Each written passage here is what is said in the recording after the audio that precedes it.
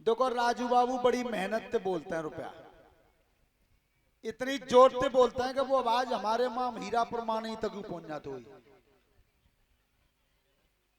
पर तुमने देखो है जी राजू दंगल जुत्तो अखाड़ो बात दंगल में जब वो दंगल 2 बजे शुरू होता है तो सबसे पहले बालक लड़ाए जाता है अमरूद पे और केला पे।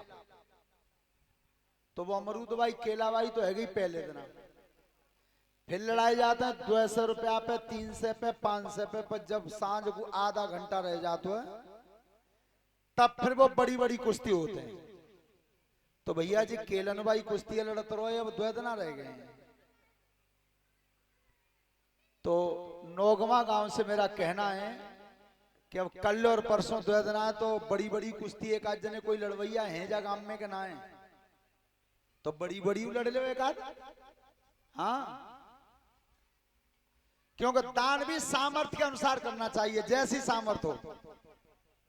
तो सामर्थ्यवान होता है जा गांव में, हमें मालूम है, ऐसी बात ना है कि सामर्थ्यवान ना है, बेअपय अनुसार करते हैं। बोलिए सियावर रामचंद्र की। ध्यान रखना जिस समय महाराज दशरथ जी 4 पुत्र वधुओं को लेकर के आए हैं, अब बिटियां सब ध्यान से सुनना, अब दोनों के लिए बात आ रही है।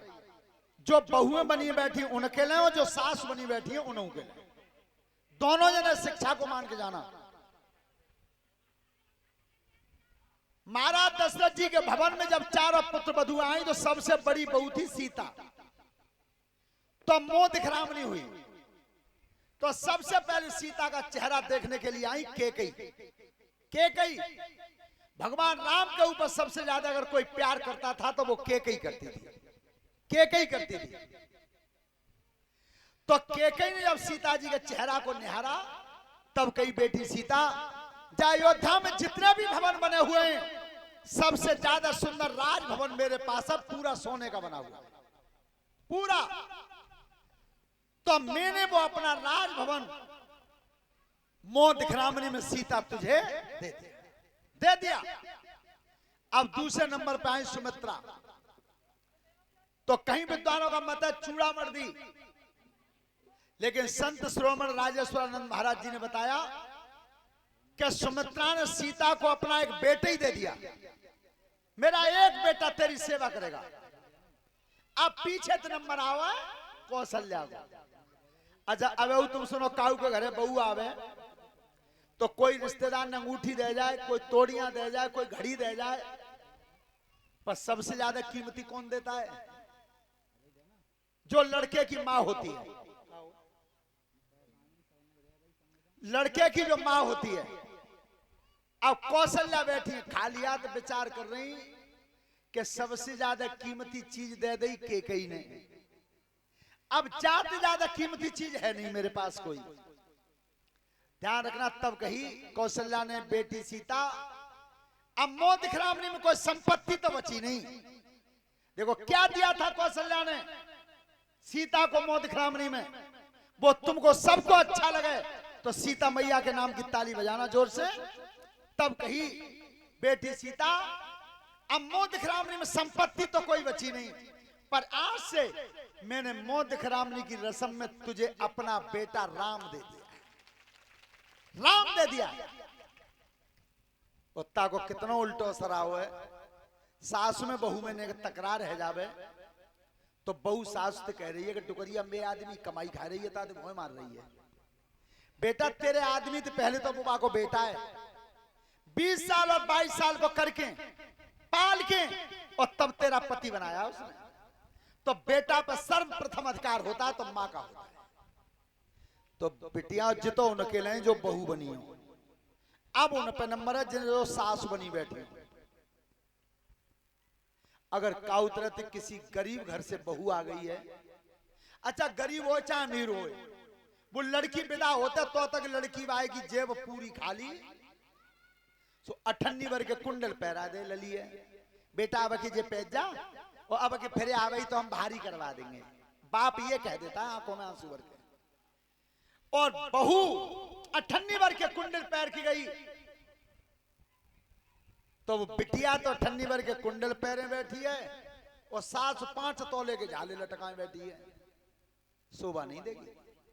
शोभा कब देगी? तब बेटी से तुम जी कह दो कि बेटी जे कुंडल दे दे मोए और जे झाले ले ले, तब शोभा दे भाई। पर ऐसा हो तो ना है, मैंने तो बहुत जगह देखी है। टोकरी बने भारी झुमका लटक रहे हो, बहू पे हल्के कुंडल हो, तो डोकरी धोती है पर कानों के पीछे आके लगाती हैं, ताते जी बहू देख रहे। ऐसा शोभा नहीं देता। अरे कल समय तुम्हारा था, आज किसी और का है, अरे कल किसी और का आएगा। ये समय परिवर्तन है, पहिया घूम रहा है। ध्यान रखना। एक बार महाराज दशरथ जी ने जब दर्पण देखा तो कान के पास बाल सफेद दिखाई थे, कान के पास। देखो अब जी उन अकेले हैं जो घर के मालिक बने बैठे हो, उन अकेले आगो नंबर। एक एक पल पर सिखाती है रामायण सबको।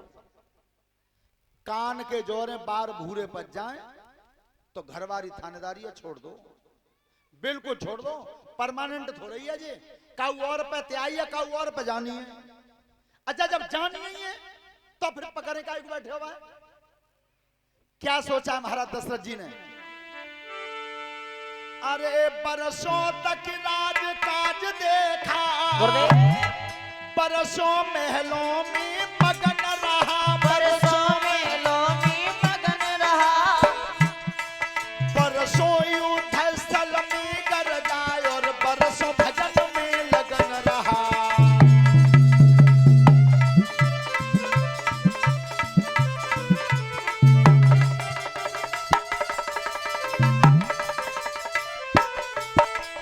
दशरथ सोच रहे मन में, मेरे पूरण है जाए ताजा है, मेरे पूरन है जय ताजा है। तब ही चैन परे दिल में जब राम बनेंगे राजा है।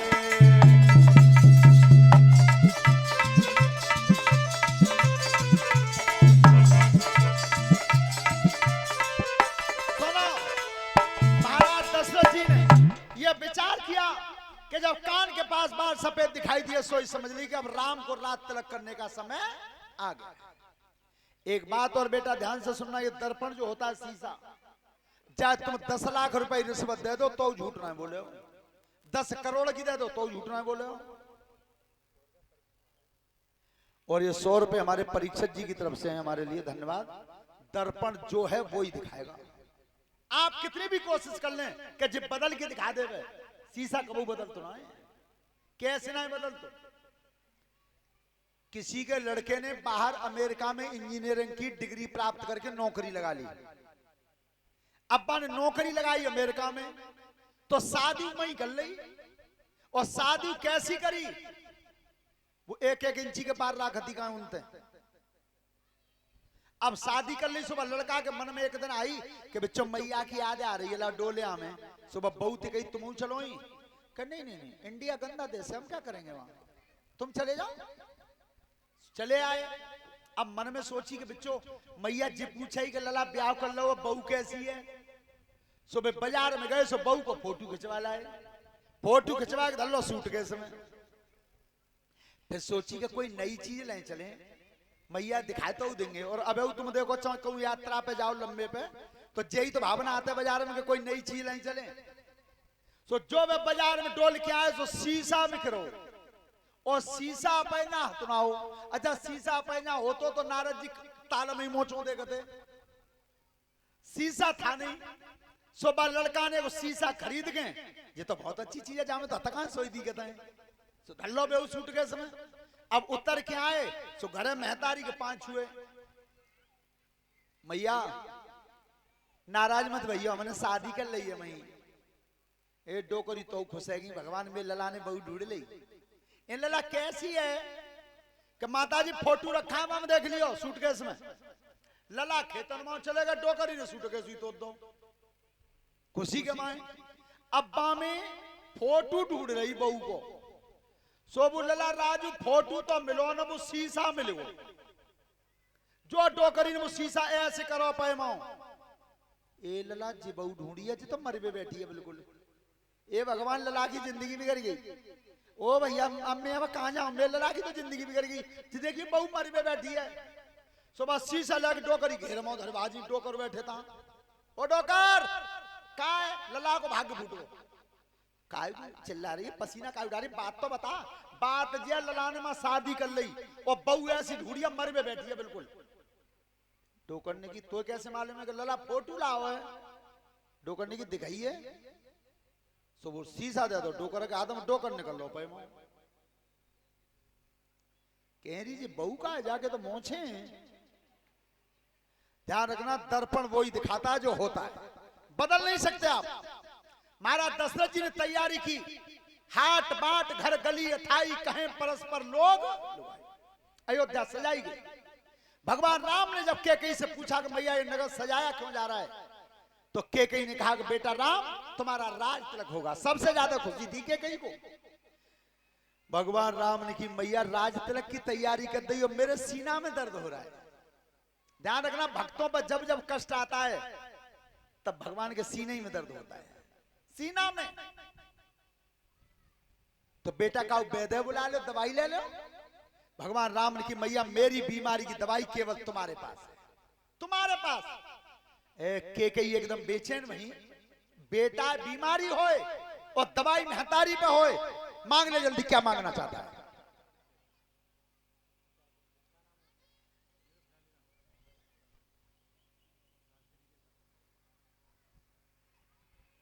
श्रीमान ख्याली राम सिंह जी 50 रुपए का पुरस्कार है हमारे लिए, व्यासपीठ से धन्यवाद। ध्यान रखना उस समय महाराज दशरथ जी के आंगन में केकई से भगवान राम कहते हैं मैया मेरा सीना में दर्द हो रहा है।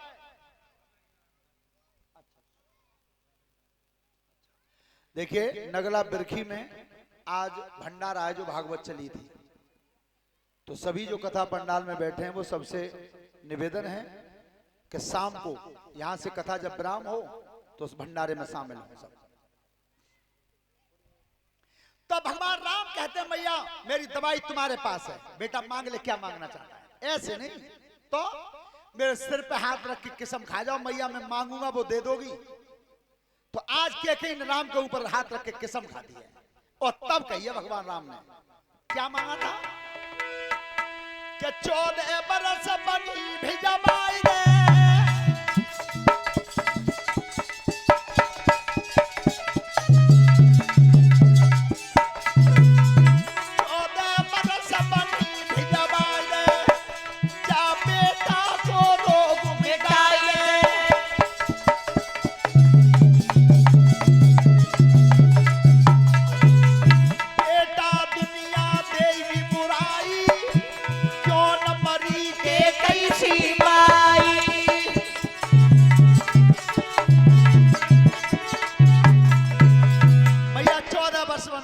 बेटा जी का मांगो है तेने। ये दुनिया हमेशा कहेगी कि केकई जैसी महतारी मरी क्यों नहीं, जन राम जैसे बेटा को वनवास मांगा। मैया और कुछ चाहिए ना। उसी समय केकई कोप भवन में चली गई, कोप भवन में। अब देखो उस दिन हमने बताया था कि संसार के नर नारी के बस में नार विवश नर सकल गुसाई ना चाहे नट मरकट की। तो देखो दशरथ जी को जब पता चल गया था कि केकई कोप भवन में, कितने बड़े राजा थे, क्या लिखा है गोस्वामी जी ने कि कोप भवन सुनी कांपे राऊ,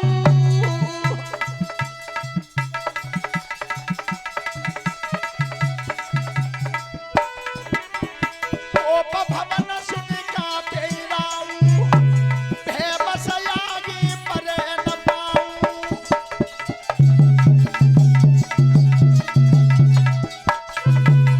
सुरपति बसे बाहुबल जाके, नहीं सकल नरपति रुखता के।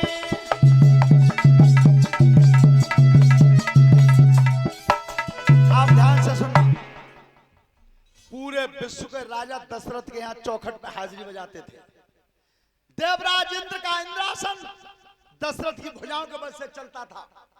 और इतने बड़े सम्राट जब केकई कोप भवन में देख ली, सो तीर रिस लख गये सुखाई, दरवाजे पर ठाड़े सूख गए। विचार करना, चक्रवर्ती सम्राट थे और केकई गुस्सा में देख ली ताकि राजा दशरथ ठाड़े सूख गए दरवाजे पे। तो जब इतने इतने बड़े राजा हिल गए और आज जो कहें कि हम अपई बहुत ना डरपत, बिल्कुल झूठ, सफेद झूठ। श्रोता बंधु, तब कही महाराज दशरथ जी ने मांग लो, क्या मांगना चाहती जो तुम्हारी इच्छा हो।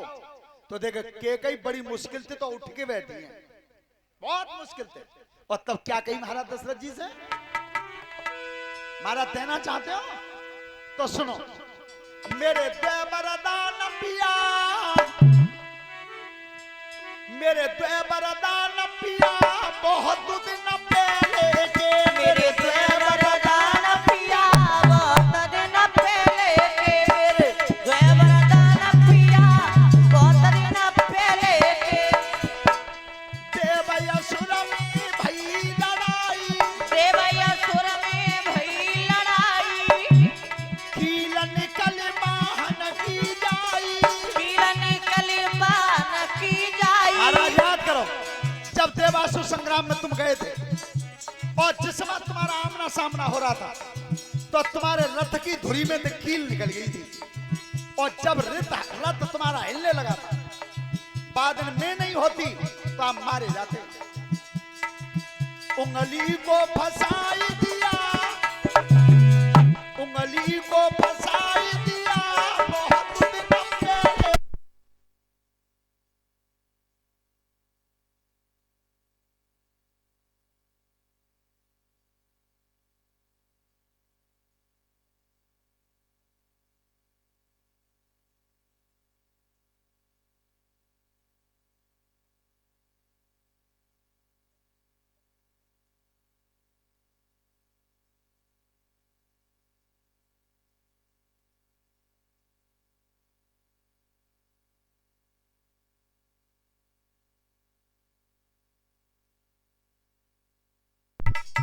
हेलो,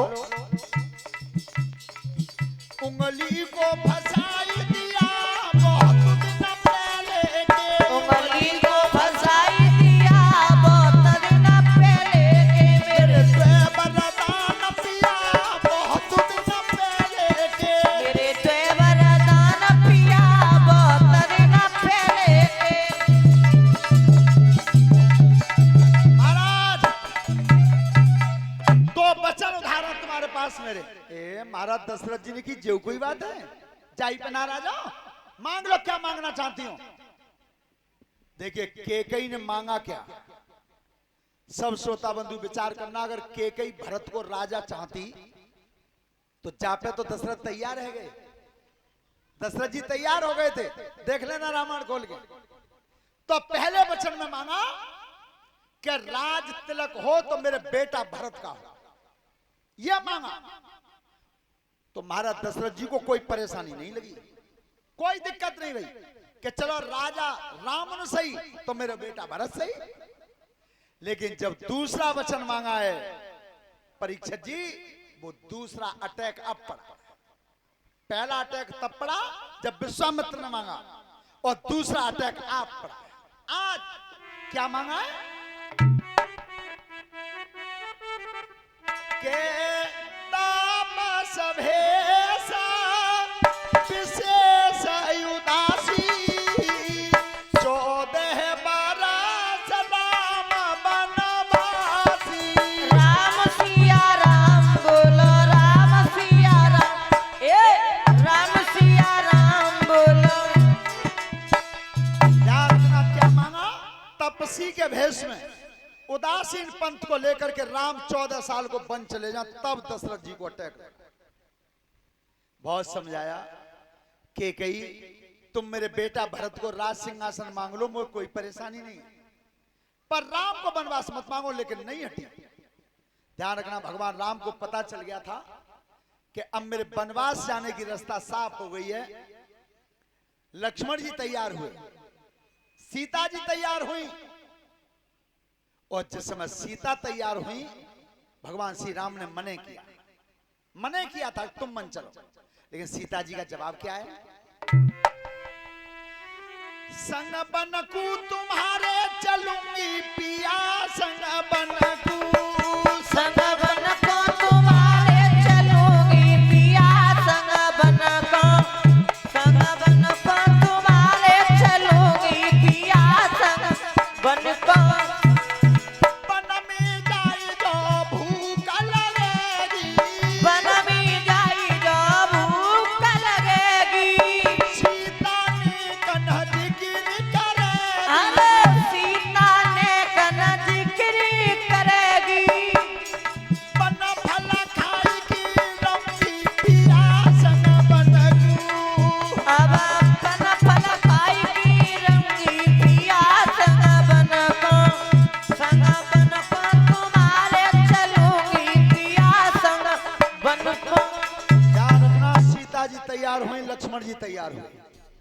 चाचा सुमंत ने रथ तैयार किया। प्रजा को जब पता चला कर राम वनवास जा रहे हैं, समस्त प्रजा ने राम से पूछा, कहां जा रहे हो? भैया मैं 14 साल वनवास जा रहा हूं। सबने अपे पे झोला डंडा कपड़ा ले सब तैयार, पूरी अयोध्या तैयार। क्यों? जहां राम तहां अवध, यहां राम है तहीं अयोध्या। अब भगवान राम ने विचार करो कि भैया तुम कहां जा रहे हो? प्रजा के लोग बोले भगवान राम ते तुम कहां जा रहे हो? कि भैया मैं 14 साल वन गुजार, तुम जा रहे हो तहीं हम चल रहे। अब भगवान राम बेचैन भये। 14 साल को समय, दुष्टों से संग्राम भी होगा, और जिस सब अयोध्या संग डोलई तो राम रोटी कहां ते आ गई। लेकिन कोई मानने को तैयार नहीं। अच्छा मानने को तैयार क्यों नहीं है? विचार करना, बाप की गोद में छोटा बच्चा लग रहा हो और बाप पर कंधा पे बैठा रहे होए, सही बताइयो वो खेत में लेके चंदे तो बाप बालक ने को जी चिंता है कि खाए कहां ते आवे हो? कोई चिंता नहीं। क्यों? कि जो कंधा पे बैठा रहे वो खुद मजबूत है, वो कौन कौते लावे। और सभी बिटियां बहनें ध्यान से सुने, एक जगह ऐसी होती है जहां बच्चे को उंगली पकड़ानी चाहिए, और एक जगह ऐसी है तहां लड़का को पोंछो पकड़ना चाहिए। कहां? जब तुम आंगन में चलवो सिखाओ तो उंगली पकड़ा दियो, और काउतरत बड़े मेला में चले जाओ निवास में, मां उंगरिया मत पकड़ा दियो। और बनते उंगरिया पकड़ी और 4 कदम चले का दुकान पे बड़े बड़े फूकना दी के सो उंगरिया छोड़ दियो, तो गुचन दियो, वहां पोंछा पकड़ना चाहिए। तो आज प्रजा विचार करती है, जे रंगे ता राखेंगे, खाएंगे ता खवाएंगे। चिंता हुई तो इन्हें हुई, भैया कोई नहीं हटा। और जैसे रथ तैयार हुआ, आज सबसे पहले लक्ष्मण जी लौटे हैं। देखिए सभी नौजवान बच्चे ध्यान से सुने, महतारी के चरण छूने से मिलता क्या है? मां के चरण छूने से क्या मिलता है? आज लक्ष्मण जी आए तो अपनी मैया के पैर छुए। मैया मैं 14 वर्ष वनवास से